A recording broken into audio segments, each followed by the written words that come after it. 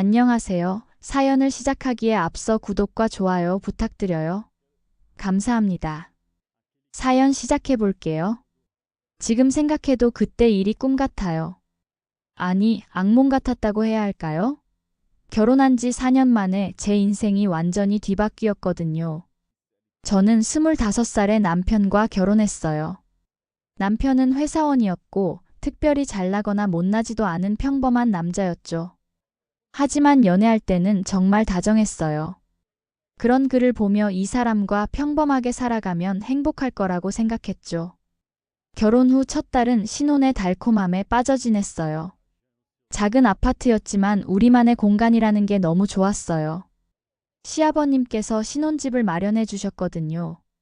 시아버지는 건설업을 하시는 분이었는데 꽤 성공하셔서 재산이 제법 있으셨어요. 시어머니는 남편이 어릴 때 돌아가셨다고 했어요. 시아버지는 정말 좋은 분이셨어요. 결혼 초부터 저를 친딸처럼 아껴주셨어요.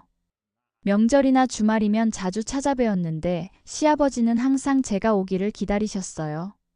저도 친정아버지를 일찍 여의어서 그런지 시아버지가 너무 좋았어요. 시아버지 좋아하는 음식도 알아서 해드리고 아프시면 병원에도 모시고 가고 그냥 자연스럽게 잘 모셨어요. 남편도 그런 저를 보며 처음에는 고맙다고 했어요. 하지만 점점 시간이 지나면서 달라졌어요. 저한테는 아버지한테 잘하라면서 자기는 아버지와 별로 할 얘기가 없다며 저 혼자 가라고 하는 일이 많아졌어요. 시아버지도 그런 아들을 아쉬워하셨어요. 아들은 바쁘다며 이해하시려고 하셨지만 속으로는 서운해하시는 게 느껴졌어요. 특히 돈이 필요할 때만 연락하는 아들을 보시며 한숨을 쉬시는 모습을 자주 봤어요. 새 차를 사겠다거나 투자할 일이 생겼다거나 할 때만 아버지를 찾았거든요. 저는 그런 시아버지가 안쓰러웠어요. 그래서 더 자주 찾아뵙고 더 잘해드렸어요. 시아버지도 저를 정말 좋아하셨어요. 며느리가 아들보다 낫다고 말씀하시곤 했어요. 결혼 2년째에 임신을 했어요. 시아버지는 정말 기뻐하셨어요. 손자가 생긴다며 온갖 좋은 것들을 사다 주셨어요. 하지만 남편은 어딘지 모르게 예전 같지 않았어요. 스마트폰을 자주 들여다보고 늦은 밤에 몰래 전화를 받기도 했어요. 저는 그냥 회사 일이 바빠서 그런가 보다 생각했어요. 그때는 정말 순진했어요. 남편을 의심한다는 건 상상도 못했거든요. 서준이가 태어났을 때 시아버지는 정말 행복해 하셨어요. 매일같이 저희 집에 오셔서 손자를 보셨어요. 반면 남편은 아기 돌보는 일에 별로 관심이 없었어요. 피곤하다며 육아는 제가 다 담당했죠. 결혼 4년째 되던 해 시아버지가 갑자기 쓰러지셨어요. 달려가 보니 시아버지는 의식을 잃은 상태였어요. 의사 선생님 말씀으로는 뇌졸중이라고 했어요. 다행히 생명에는 지장이 없지만 회복까지는 시간이 걸릴 거라고 했어요. 시아버지는 간신히 눈을 뜨시고는 제 손을 꼭 잡으셨어요. 말씀은 잘 안 나오셨지만 고개를 끄덕이시는 걸 보니 의식은 있으셨어요. 그런데 남편은 이상했어요. 아버지가 쓰러지셨는데도 계속 핸드폰만 들여다보고 있었어요. 그리고 다음 날부터는 아예 병원에 안 나타났어요. 회사 일 때문에 못 온다면서 저라도 아버지를 돌봐달라고 했어요. 하지만 저에게는 당연한 일이었어요. 지난 4년 동안 시아버지를 친아버지처럼 모셔왔는데 이럴 때 제가 돌보지 않으면 누가 돌보겠어요? 그래서 매일 병원에 갔어요. 서준이를 친정에 맡기고 시아버지 병수발을 들었어요. 간병인을 쓸 수도 있었지만 그건 제 마음이 편치 않았어요. 그리고 저를 보실 때마다 그렇게 고마워하셨어요. 제가 병원에서 시아버지 식사를 도와드리고 물리치료 받으시는 걸 옆에서 지켜보고 말동무도 해드렸어요. 그런데 정작 아들인 남편은 아버지가 아픈데도 관심이 없었죠. 병원비도 시아버지가 다 내시고 남편은 그런 와중에도 얼굴 한 번 비추기 어려워했어요. 가끔 와도 5분도 안 있다가 급한 일이 있다며 도망가듯 나갔어요. 시아버지는 그런 아들을 보시며 한숨만 쉬셨어요. 시아버지가 퇴원하신 후에도 거동이 불편하셔서 저희 집에서 모시게 되었어요. 오히려 제가 왔다 갔다 하는 것보다는 그게 편했거든요. 저는 서준이 돌보는 것과 시아버지 돌봄을 동시에 했어요. 새벽에 서준이가 울면 달래고 아침에는 시아버지 식사를 준비하고 병원에 모시고 가서 물리치료 받으시는 걸 기다리고 집에 와서는 다시 어린이집에서 돌아온 서준이 돌보고 하루하루가 전쟁 같았어요. 그런데도 남편은 전혀 도와주지 않았어요. 오히려 아버지가 언제까지 우리 집에 계실 거냐며 요양원에 모시면 안 되냐고 짜증만 냈어요. 시아버지가 요양원은 싫다고 하셨다고 하면 자기는 이런 생활 지겹다며 집에 있으면 숨 막힌다고 했어요. 그때부터 남편은 아예 집에 들어오지 않는 날이 많아졌어요. 회사 회식이 있다, 출장이 있다, 온갖 핑계를 댔어요. 그러면서 저에게는 점점 차갑게 대했어요. 아버지 때문에 힘들다고 언제까지 이런 식으로 살 거냐고 따져댔어요. 자신의 아버지인데도 말이죠. 시아버지는 그런 제 고생을 아셨어요. 그래서 항상 미안해 하셨어요. 남편 때문에 힘들어하는 것 같아 미안하다고, 정말 고맙다고, 내 자식보다 더 잘해준다고 말씀하셨어요. 그리고 남편이 어릴 때부터 이기적이었다며 자기가 잘못 키운 것 같다고 후회하시기도 했어요.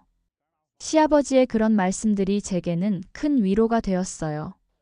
남편은 차갑게 대했지만 시아버지만큼은 제 마음을 알아주셨으니까요. 그렇게 1년이 흘렀어요. 서준이도 4살이 되었고 시아버지도 많이 좋아지셨어요.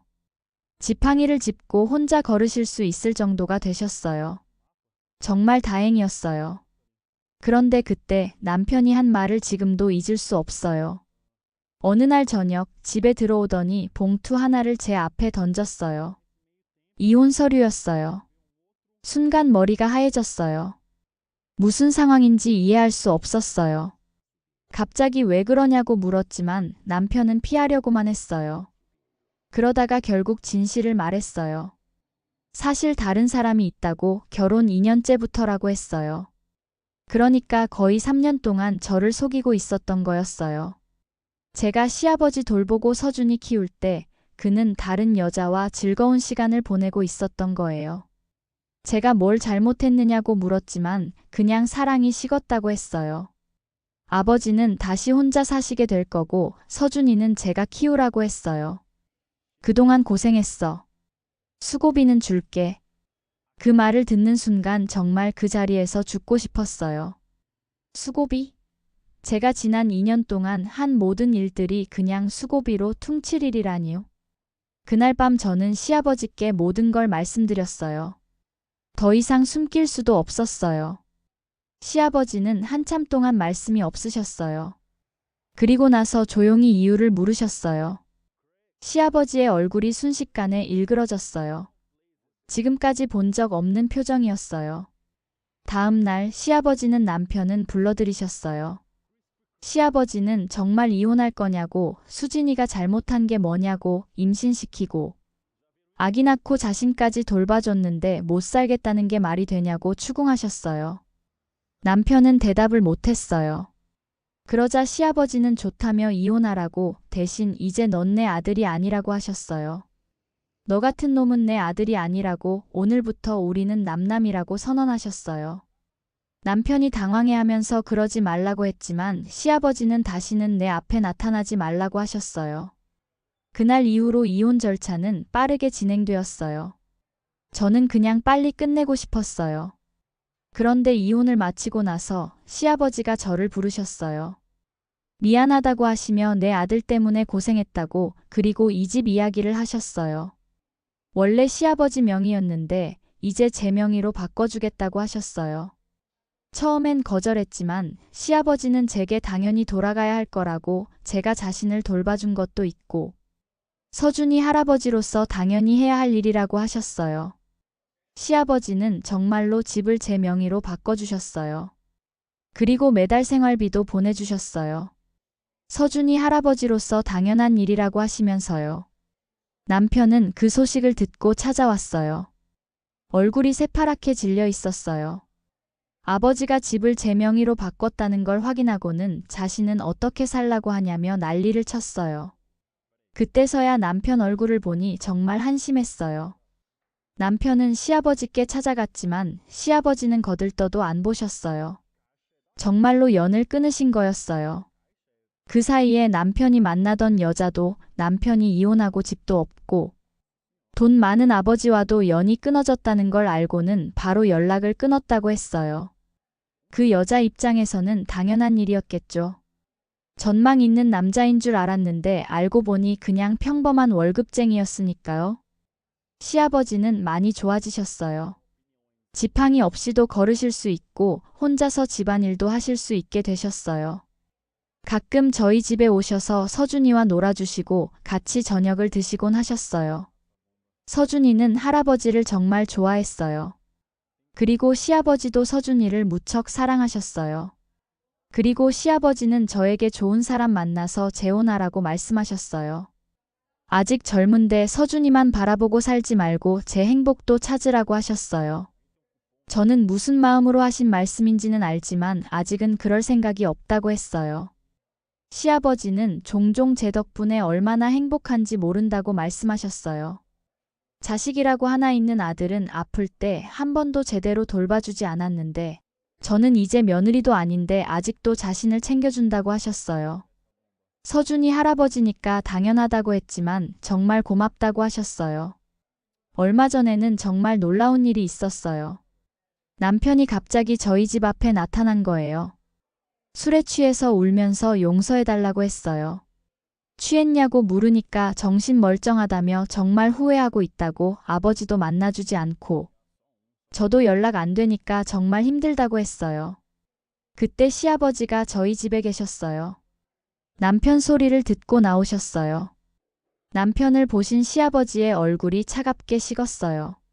남편이 무릎을 꿇고 용서해달라며 정말 잘못했다고 다시 기회를 달라고 그 여자와도 헤어졌다고 빌었어요. 하지만 시아버지는 헤어진 게 아니라 버림받은 거라고 쓸모없어져서 그런 거라고 정확하게 짚어주셨어요. 그때 서준이가 잠에서 깨서 나왔어요. 아빠를 보더니 우리 집에 왜 왔냐고 물었어요. 그 말을 들은 남편의 얼굴이 새하얗게 변했어요. 그도 그럴 것이 그동안 남편의 부재가 아들에겐 큰 기억을 차지하고 있었겠죠. 시아버지는 서준이를 데리고 안으로 들어가셨고 남편은 한참 동안 그 자리에 서 있었어요. 그리고 저에게 마지막으로 정말 기회가 없을까 물었어요. 이미 늦었다고 그리고 지금이 더 행복하다고 말했어요. 집에 가라고 다시는 이런 식으로 찾아오지 말라고 했어요. 그 이후로 남편은 연락을 끊었어요. 아마 정말 포기한 것 같아요. 서준이는 이제 5살이 되었어요. 정말 똑똑하고 착한 아이로 자라고 있어요. 할아버지를 정말 좋아하고 엄마인 저도 무척 사랑해줘요. 나는 엄마가 세상에서 제일 예쁘다고 할아버지도 사랑한다고 말해줘요. 서준이에게는 할아버지가 아빠 역할까지 해주고 계세요. 최근에 시아버지가 건강검진을 받으셨는데 결과가 정말 좋았어요. 의사 선생님도 깜짝 놀라셨대요. 뇌졸중을 앓으셨다고는 믿어지지 않을 정도로 건강하다고 하셨어요. 시아버지는 항상 며느리 덕분이라고 하세요. 시아버지께서 가끔 제 덕분에 노년이 이렇게 행복할 줄 몰랐다고 말씀하세요. 저도 아버님 덕분에 이렇게 잘 살고 있다고 우리는 정말 좋은 가족이라고 답해요. 정말로 그래요. 혈연으로 맺어진 가족보다 더 끈끈한 가족이에요. 남편이라는 고리는 끊어졌지만 우리는 서로를 선택한 가족이 되었어요. 서준이도 그걸 느끼는 것 같아요. 친구들이 아빠 얘기를 할 때도 전혀 위축되지 않아요. 우리는 할아버지가 있다며 할아버지가 최고라고 당당하게 말해요. 그런 서준이를 보면 정말 뿌듯해요. 아빠 없이도 이렇게 당당하게 자라는 아이를 보면 제가 내린 결정이 옳았다는 생각이 들어요. 앞으로도 저희는 이렇게 살아갈 거예요. 남편은 결국 자신이 저지른 일의 대가를 톡톡히 치르고 있어요.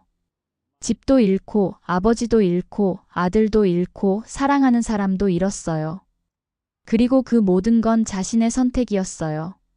저는 더 이상 남편에게 화나지 않아요. 오히려 고마워요. 그 사람 덕분에 진짜 가족이 무엇인지 알게 되었거든요. 그리고 시아버지 같은 분을 만날 수 있었고요. 지금 제 인생은 정말 완벽해요. 사랑하는 아들, 든든한 시아버지, 꿈을 향해 나아가는 저. 이보다 더 바랄 게 뭐가 있을까요? 제 긴 이야기를 끝까지 들어주셔서 감사합니다. 구독과 좋아요, 알림 설정까지 잊지 마세요.